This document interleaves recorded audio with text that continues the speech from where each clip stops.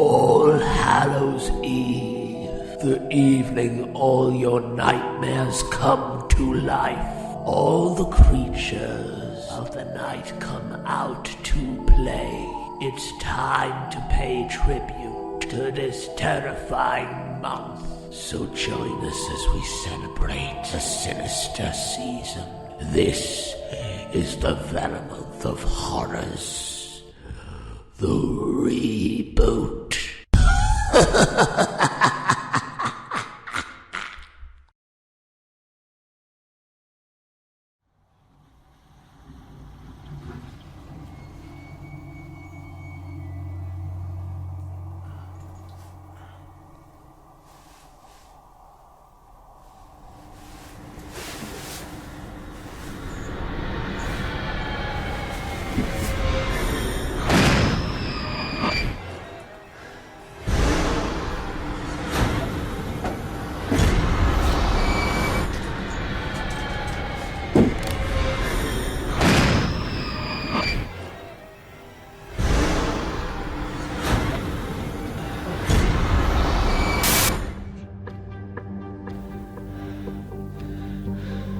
Hello, Rob. I want to play a game.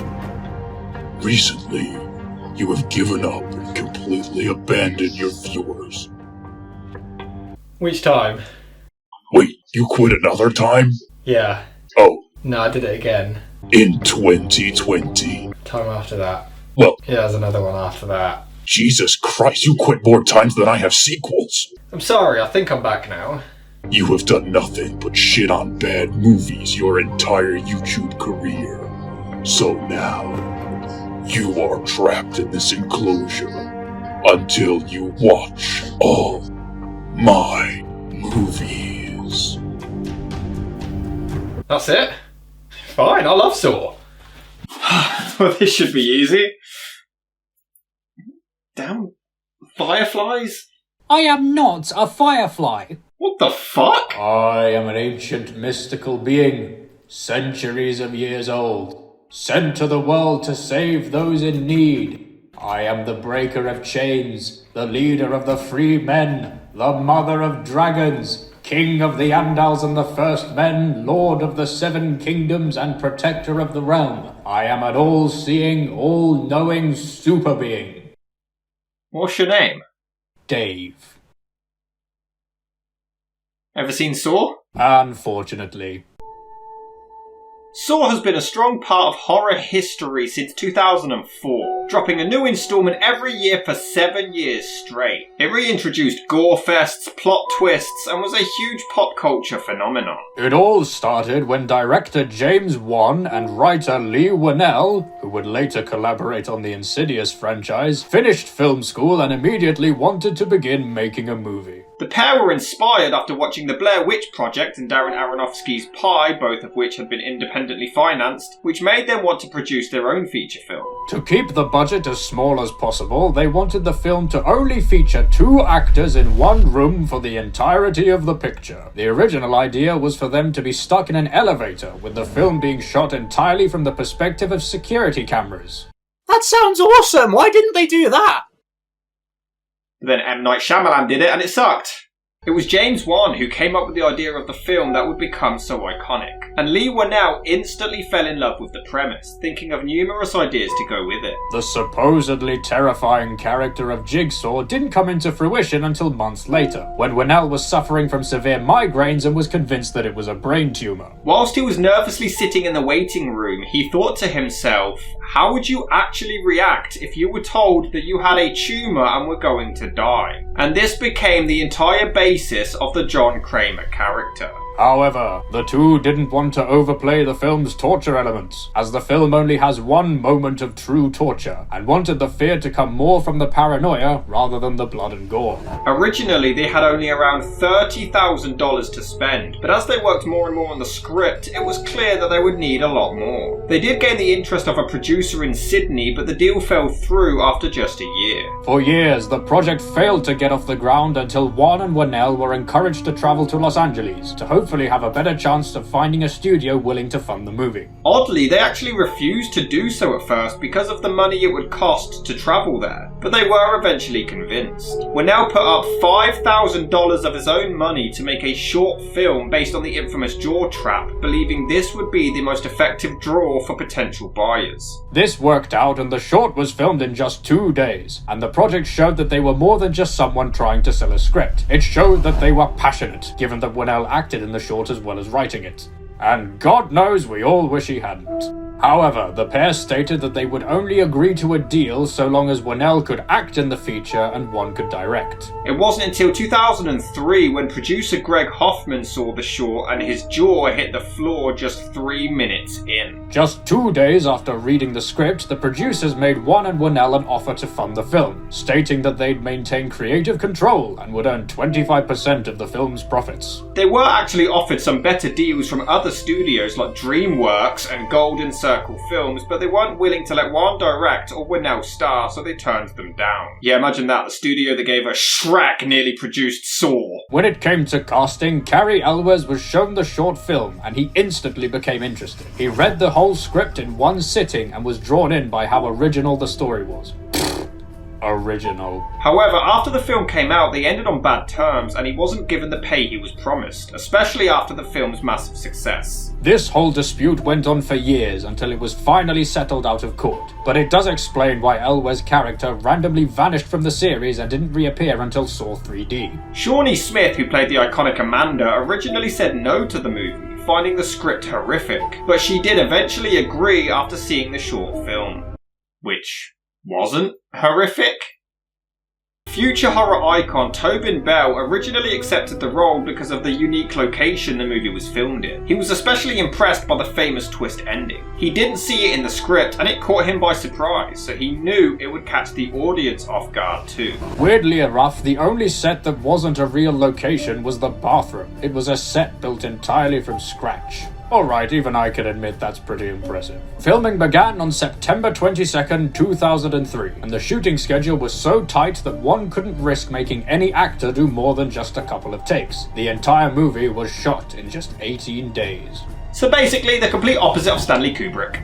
Wan found it a struggle as he wanted to have the time to set up the perfect shots and take the film in a Hitchcock-style direction, but he just couldn't do it in such a short amount of time, though he did find that the rushed and low-budget production helped build the aesthetic of the entire movie. They even had to reshoot several scenes, but the actors weren't available to come back, so Wan and Winnell basically did it all themselves, playing doubles and using close-ups to hide their identities. Even after filming was completed, Wan realized that he didn't have enough footage to make a feature-length film, so he literally had to create entirely new shots to fill in the gaps. People thought it was a cool experimental way of shooting a movie, but it was just because they didn't have enough time to get the extra shots. But it was at the time the second most profitable horror movie ever after Wes Craven's Scream. However, despite the film's praise upon release, critical reception was fairly polarizing. Some called it a unique and original take on the horror genre, while others labeled it as torture porn and little more than an excuse to show blood and gore. And of course, many called it a complete rip-off of Seven. Because it is! It's literally the same story! How? A serial killer kidnaps people based on their past sins, then murders their victims in extremely grotesque ways. The murderer is then hunted down by a veteran cop and his rookie partner. Things end badly for the rookie, so the cop has to go into retirement, and then there's a big shocking twist at the end. You think that sounds anything like Saw? They actually did respond to these claims. Winnell did admit that he liked Seven, and there's no shame in studying it, but he admits that him and Wan just don't see how the story is even that close to Saw's. They did admit that, though they both feature a psychopath using vile methods to teach people lessons, which is similar to Seven, Saw, the story is being told by the point of view of the victims instead of the cops chasing the killer, which is completely different. And honestly, although yeah, I can see it was clearly inspired by Seven, I feel like the traps themselves are so unique, it sets itself apart. It makes it its own thing. It's similar, but I don't think it's fair to call it a complete rip-off. The whole premise is that these two guys, Dr. Gordon played by Cary Elwes and Adam played by Lee Winnell, wake up locked in a bathroom and they have no idea how or why they're even there. Through some audio tapes and a lot of flashbacks and exposition, it turns out Dr. Gordon is a surgeon who is about to cheat on his wife before being kidnapped, while Adam makes a living stalking people. He was hired to spy on Dr. Gordon and then he also got kidnapped. The whole movie is them trying to figure out clues in this trap to try to escape while they're chained to pipes, and the cops, one of which played by Danny Glover, Nice to see you still getting work after the Lethal Weapon sequels flopped. try to get to the bottom of the Jigsaw killer, played by Tobin Bell. Recognize him? The corpse is lying face down and covered in blood. How would he have recognised it? Idiot. It's weird because, unlike the sequels, this one's more of a psychological thriller. It's all about cracking the mystery. It's all about the puzzles. But the very first thing you see is a key going down the bathtub. Well, there's one twist ruined. Aha! They could have just saved themselves trouble by just not having that shot. Key to that chain is in the bathtub. But man, this lighting is awful. But hey, at least we know where the Game of Thrones writers got their inspiration for the Battle of Winterfell. Why does the entire film have a strange blue tint to it? It's like the whole movie's being filmed through an aquarium and it just makes it ugly to look at. You're ugly to look at. What? You heard. Oh yeah, I'm sure lightly tugging on the chain is gonna get it off your foot, you dumbass. We're not even 5 minutes in and already these characters are utterly insufferable. The fuck is going on? Where am I? You're in a James Wan film. I am so sorry. Although I like the film and will defend it to an extent, the whole premise doesn't quite add up. So basically, we get a flashback to Amanda, played by Shawnee Smith, actually surviving this trap and appreciating her life a lot more. Because, Jigsaw's just trying to help people. And Jigsaw tries to frame Dr. Gordon for this. He's being investigated by Danny Glover, who's convinced that he's the man, so he actually hires Adam to spy on him. So, just to keep you up to date with what happened before this film, Dr. Gordon is about to cheat on his wife, but actually hasn't done anything yet. In the build-up, Adam is taking pictures of Dr. Gordon to prove that he's having an affair, and then both are kidnapped for this game. I mean, Jigsaw's whole thing is for people to appreciate life, but I don't quite get it. Gordon's a douchebag, sure, he's a neglectful dad, the workaholic, absentee father. He's about to cheat on his wife. Adam is making a living taking pictures, so now they both deserve to die? I don't. Ah, Adam's looking for the script. No, they are definitely looking for the script for Batman Returns. Saw! Batman Returns! Saw! Batman Returns! Even the beginning of the film, we're supposed to buy that Dr. Gordon was attacked. He then woke up sometime before Adam, tried to find a light switch, couldn't for some reason. Turn on the lights! Would if I could. And shouted for help, then stopped and gave up. No point in yelling. I already tried that. Sat silently in the dark, didn't check his pockets or anything, completely ignores the other dude who's screaming for help. Help! Someone help me! And then manages to find the light switch in about 10 seconds. And why does he sound like Batman?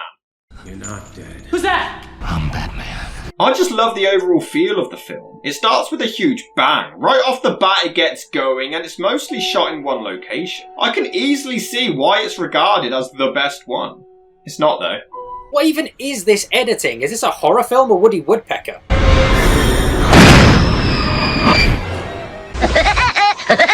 Seriously, did the editor let their 3-year-old son into the editing room and just let them press all the colourful buttons? The editing is so needlessly flashy, it's almost nauseating. Aha!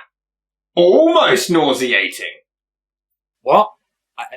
Never mind. But seriously, look at this editing. This is actually becoming a cartoon at this point. Come on, this is ridiculous. This editing is awful. Seriously, James Wan, are you trying to give me a seizure? Look at it! Dear God, kill me now! Was this edited by hyperactive monkeys? I actually really like the fast-paced editing. Not only did it save the low-budget look of the film, but it set itself apart from other slashers at the time and it formed its own style. It makes the traps and horror scenes that more dramatic in my opinion. But Jesus, Dr. Gordon is handling the situation extremely well, isn't he? Yeah, he is way too calm for a dude who's just been kidnapped. At this point, he's a completely innocent man held captive against his will, and he's completely chilled out. Every possible angle has been pre-thought out by him.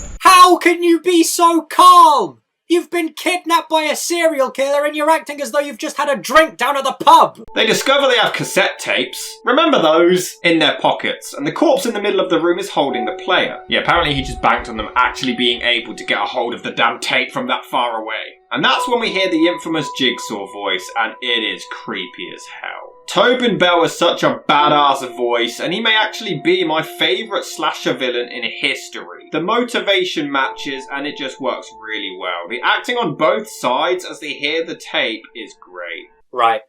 I know I'm putting my neck on the chopping block here, but the Jigsaw voice isn't scary. What? It's not scary, it's just a diet version of Ghostface from Scream. I want to play a game. I want to play a game. I mean, people criticise Christian Bale's Batman voice for being too comically growly, but this is okay? He sounds like Hugh Dennis's impression of a demon. Be my real self.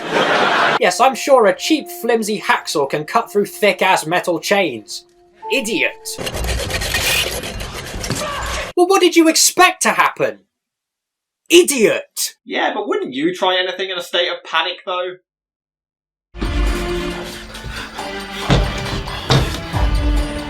I tried. But why don't they just try cutting through the old rusty pipes instead? Do you really think he'd kidnap you, give you saws, and just let you cut through the chains that easily? Although I do love how Dr. Gordon couldn't care less about Adam crying his eyes out and just goes right back to sawing his chain. Regardless, it is a good addition that Adam is way too reluctant to help Gordon. They're both in this together, sure, but the doctor has been ordered to kill him! He should be watching his back. He wants us to cut through our feet. No, really? Well, I never would have guessed that. Round of applause for Detective Elwes. I mean, the cheap-ass saw broke easily on a chain. Would it really be able to cut through human bone? Well, I guess it worked for James Franco in 127 hours. The sequels constantly get shit for, he puts them in impossible traps. He's supposed to give everyone, absolutely everyone in these traps is supposed to have a fair chance of survival because he's trying to rehabilitate them. What does he do here in the very first film?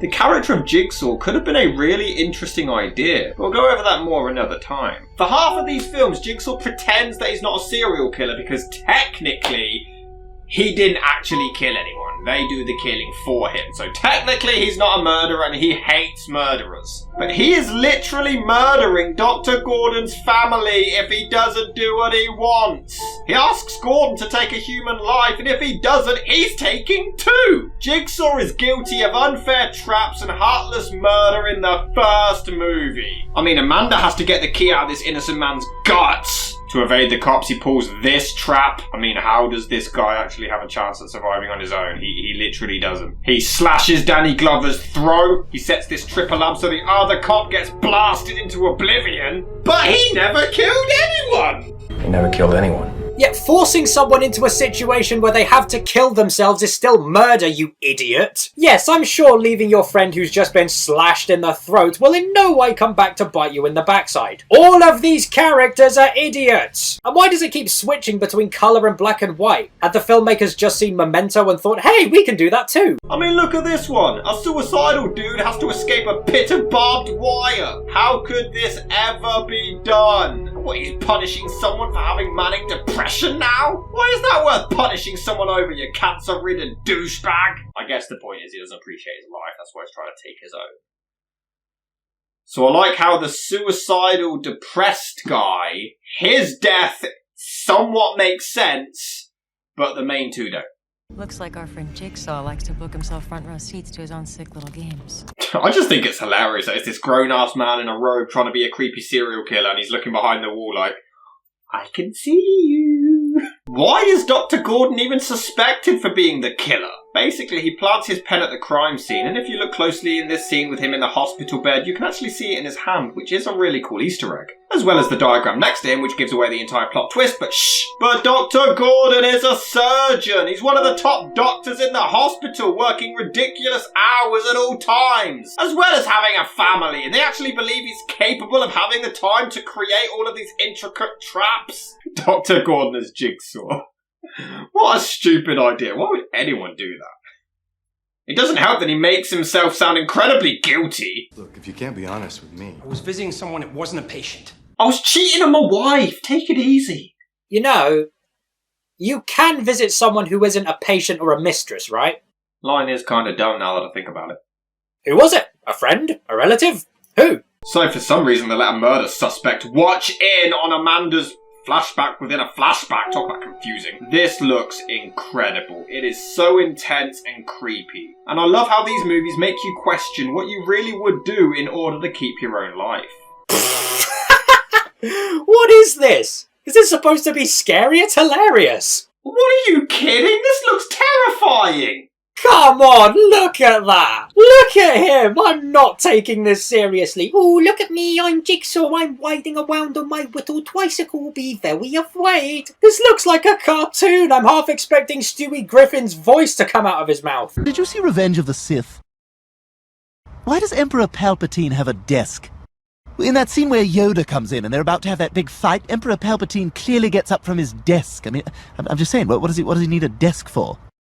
I'm just saying, it's weird. I mean, what was he doing at his desk, like right before Yoda walked in? What was he doing? Was he doing paperwork? But wait, how is he even operating the puppet? Is he literally underneath it, hiding out of frame with his hand up its arse to make it talk like Kermit? I also refuse to believe she'd be able to get the key inside the lock behind her head covered in blood within the time limit. There is no way! There's another picture behind the one you're looking at. It's my favorite one, because... How the fuck does he know what picture he's looking at? Look how far away he is! Fucking Carrie Elwes X-ray vision. He's fucking Superman over there. Ah! Okay. That was a pretty good scare. Well done, Saw. This is terrifying. It's actually a really effective jump scare, and Adam kind of redeems himself. He wants to protect Dr. Gordon, so he doesn't show him the pictures. Are you kidding me? His wife and daughter have been kidnapped and he's not even going to tell the poor guy? What a douchebag. Well, there's no pleasing some people. What? You heard. Dr. Gordon finds a phone and tries to ring for help, but there's no outgoing calls, even though every single mobile has to have the ability to call emergency services. Who cares? Remember flip phones? Wait, why is he crawling on all fours? Can someone explain to me why I'm supposed to find this scary? So, Jigsaw's a werewolf? So Gordon tries to trick Jigsaw by turning off the light and whispering a plan to Adam. Yeah, he planned absolutely every tiny detail of this, except a power cut. Why doesn't he have night vision? And why don't they suspect that Jigsaw might have a plan for this kind of scenario? How do I know you're telling the truth? You could be the one who put me in this room! Oh, God. Lee Whannell's acting here is atrocious. Good lord, he's making Kristen Stewart look like Daniel Day-Lewis. I told you. The same thing happened to me, see? I wasn't lying, see? Now you either tell me what is really going on, or I'll cut you with this, you hear me? I'll cut... Also, I'm just saying, is it really wise to threaten the guy that's been ordered to kill you? I have to admit, as bad as Lee Whannell's acting is, Adam does have some really funny moments. I went to bed in my shithole apartment and woke up in an actual shithole. This is what they do, man. They kidnap you and drug you. Before you know it, you're lying in a bathtub and your kidneys are on eBay. What else aren't you telling me? Well, let's see. On my 6th birthday, my best friend at the time, Scott Tibbs, stabbed me with a rusty nail. I didn't tell you about that. What's your name? My name is very fucking confused. What's your name? Mr. Very Confused was a complicated fellow, in that no matter how hard he tried, he could never seem to understand anything that was going on, which left him completely and utterly very confused.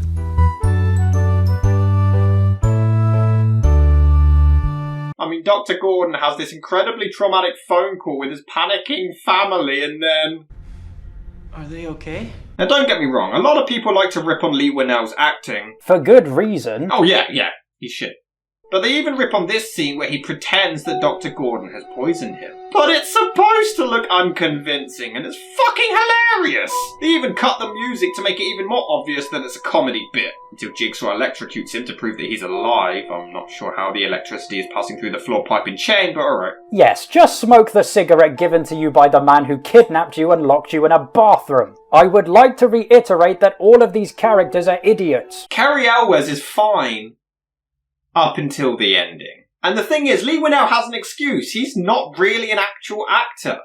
What kind of excuse does Carrie Elwes have? He's terrible towards the end. Why didn't you show me this before? I did not cheat on her! What are you doing to them, you bastard? Yeah, baby, it's me. Don't worry, honey.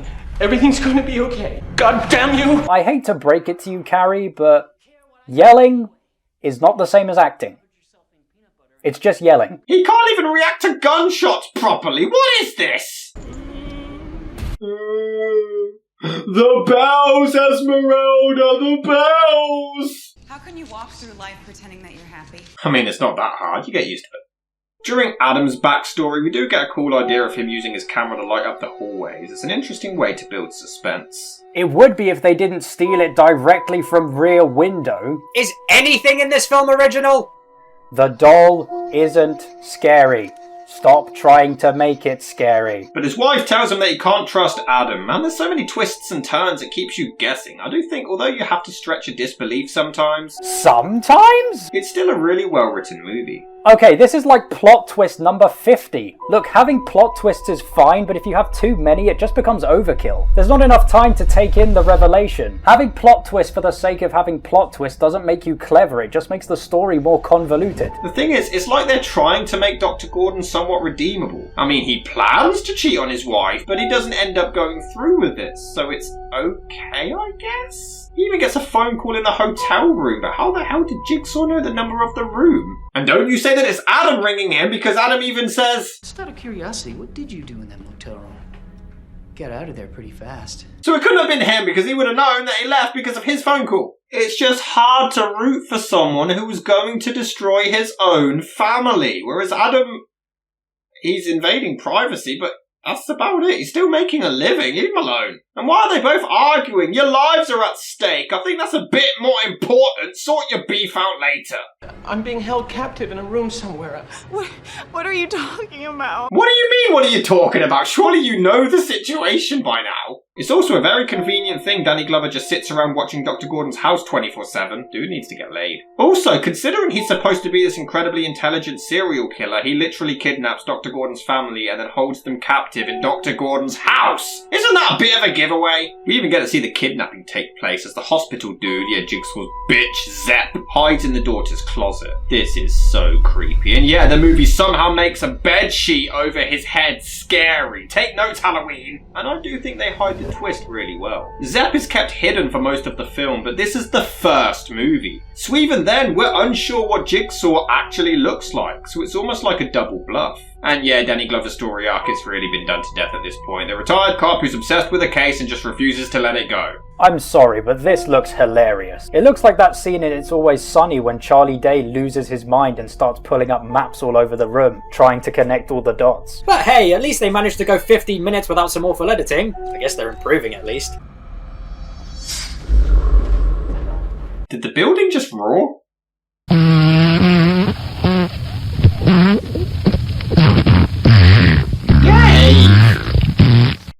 Jesus, Jigsaw even has his own Barbie dream house! When we finally see Jigsaw in the flesh, he's still covered, which builds great suspense, and his voice is awesome! Awake already, Jeff.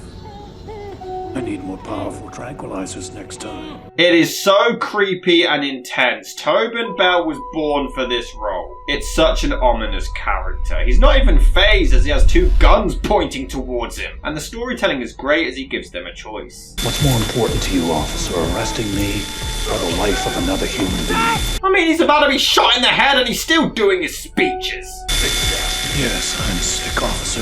Stop! Like, easier! Sick from the disease eating away at me inside. But the music as the other cop chases him down is awesome. You're out of your mind. The music is awful. It takes away any tension that might have been built up otherwise. Then he gets shot and I have no idea how he survives this. Is he wearing a bulletproof vest? But even then it would knock the wind out of you and he gets up pretty quickly. Or did the bullet miss him and he was just pretending to be hit? Who cares? The cop's death is awesome. And yeah, Danny Glover somehow survives being gashed in the throat. Their memory also seems to be awfully convenient, don't they? They just spring in and out. Sometimes they remember stuff, sometimes they don't. I think I may know who's done this to us. I remember how I got here. How the hell do you forget being jumped, attacked, and kidnapped by a serial killer? What am I doing here?